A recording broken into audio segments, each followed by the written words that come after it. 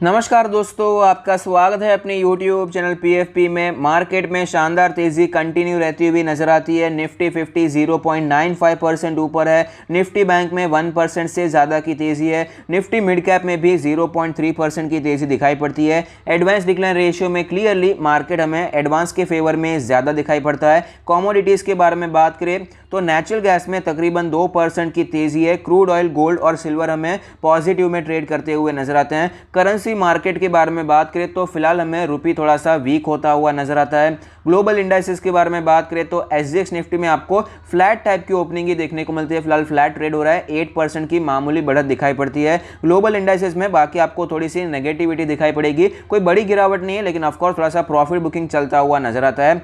FII DII activity के बारे में बात करें तो FIIs ने 2400 करोड़ से भी ज़्यादा की खरीदारी की है। DIIs के बारे में बात करें तो 179 करोड़ की खरीदारी दिखाई पड़ती है। तो FII DII का जो डेटा है बहुत ही अच्छा दिखाई पड़ता है।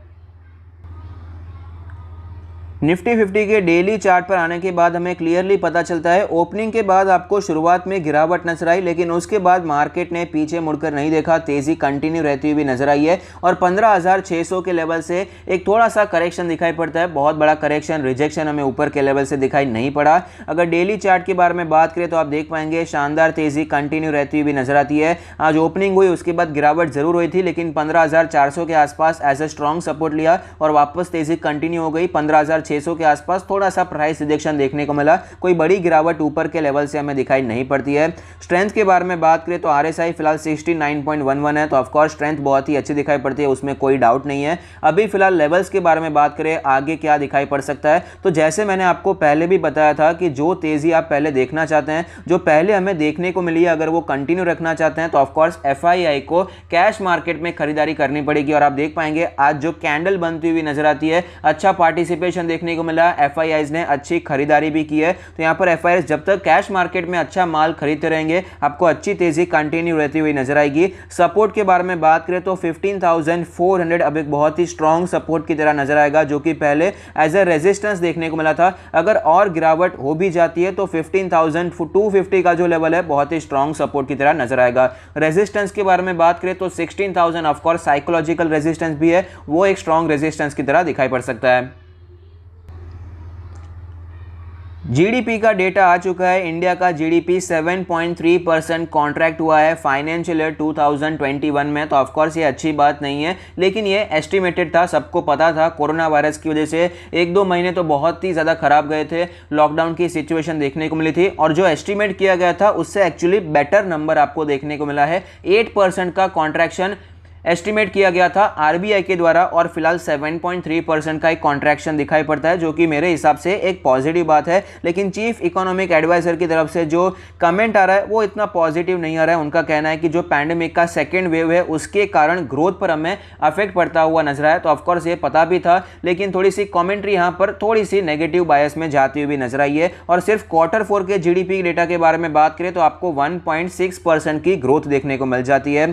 कोर सेक्टर डेटा के बारे में बात करें तो अप्रैल का 8 कोर सेक्टर ग्रोथ आप देख पाएंगे 56.1% है, बहुत ही अच्छी बात है, जो कि मार्च में आपको 11.4% दिखाई पड़ा था। तो यहां पर जो नंबर्स दिखाई पड़ते हैं पॉजिटिव दिखाई पड़ते हैं, हमें ग्रोथ काफी अच्छी दिखाई पड़ती है। क्रूड को छोड़कर आप दूसरे सेक्टर्स देख पाएंगे, कोल है, नेचुरल गैस है, रिफाइनरी प्रोडक्ट्स है, फर्टिलाइजर, स्टील, सीमेंट, इलेक्ट्रिसिटी बहुत ही अच्छा परफॉर्म करता हुआ नजर आता है। स्पेशली ये जो इंफ्रास्ट्रक्चर से रिलेटेड है, जैसे कि स्टील हो गया, सीमेंट हो गया, ये बहुत ही आउट परफॉर्म करता हुआ नजर आ रहा है।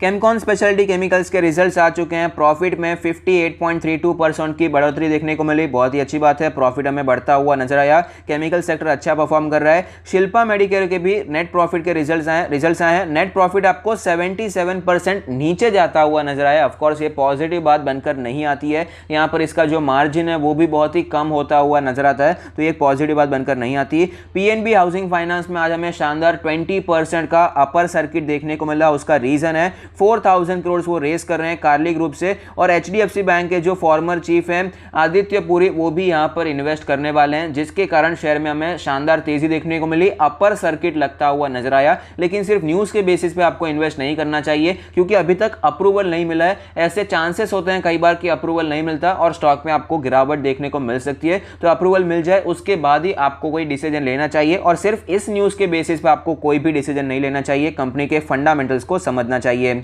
HDFC बैंक को आपको बताइए फिलहाल कई प्रॉब्लम्स देखने को मिली RBI के द्वारा। यहाँ पर टेक्नोलॉजी पर इनका जो सॉफ्टवेयर है, इनका जो IT डिपार्टमेंट दिखाई पड़ता है वो थोड़ा सा वीक होता हुआ नजर आता है, जिसके कारण डिजिटल कामकाज बंद कर दिए गए हैं। क्रेडिट कार्ड्स का जो नया इशू है वो बंद कर दिया गया है, जिसके कारण ICICI बैंक को बहुत अच्छा फायदा हो रहा है। ICICI बैंक ने रिकॉर्ड क्रेडिट कार्ड इशू किए हैं। HDFC बैंक को प्रॉब्लम है सिर्फ इसलिए, तो किसी का दिवाला किसी की दिवाली यहाँ पर हमें दिखाई पड़ती है।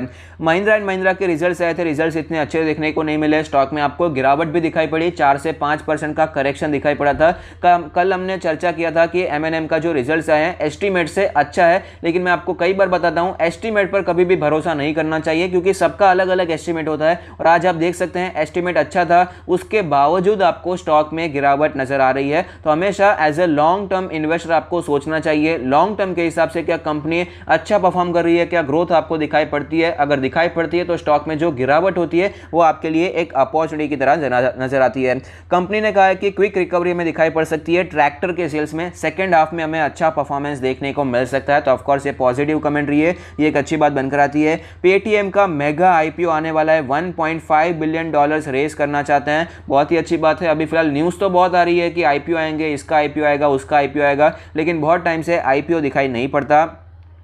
ऐसा बताया जा रहा है कि IT कंपनीज के मार्जिन्स पर इंपैक्ट पड़ता हुआ नजर आ सकता है। प्री कोविड ट्रेंड्स हमें वापस शुरू होते हुए नजर आएंगे। इंडिया में तो फिलहाल सिचुएशन अभी इतनी सुधरी हुई नहीं है, लेकिन जैसे कि आपको पता है IT सेक्टर का मेजर बिजनेस बाहर से आता है, UK से आता है, स्पेशली US से भी आता है, तो वहां पर आपको सिचुएशन सुधरती हुई नजर आती है। अमेरिका में तो जिन्होंने वैक्सीन ले ली है उन्हें मास्क पहनने की जरूरत नहीं है। तो ये जो अभी फिलहाल ट्रेंड चल रहा है उसके कारण मार्जिन्स पर इंपैक्ट पड़ सकता है, क्योंकि जब वर्क फ्रॉम होम था तब इनकी डिमांड बहुत ही बढ़ चुकी थी। फिलहाल जैसे सिचुएशन वापस रिवर्स हो रही है तो इनके मार्जिन्स पर इंपैक्ट देखने को मिल सकता है। तो अगर आपको वीडियो अच्छा लगता है तो प्लीज कोई फीडबैक दीजिए। Thank you, stay happy, happy investing.